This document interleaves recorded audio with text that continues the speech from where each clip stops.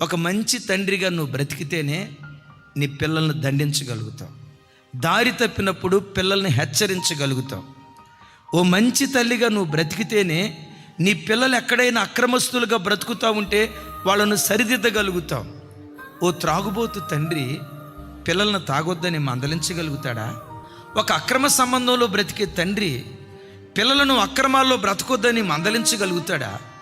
ఒక తిరుగుబోతు తండ్రి పిల్లల్ని హెచ్చరించగలుగుతాడా? బుద్ధి చెప్పగలుగుతాడా? ఆలోచించండి.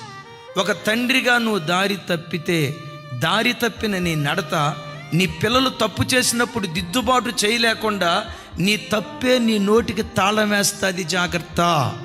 ఓ తండ్రిగా నీ మీద ఏ స్పిరిట్ పనిచేస్తుందో సేమ్ అదే స్పిరిట్ నీ పిల్లల మీద పనిచేయటం ప్రారంభిస్తుంది.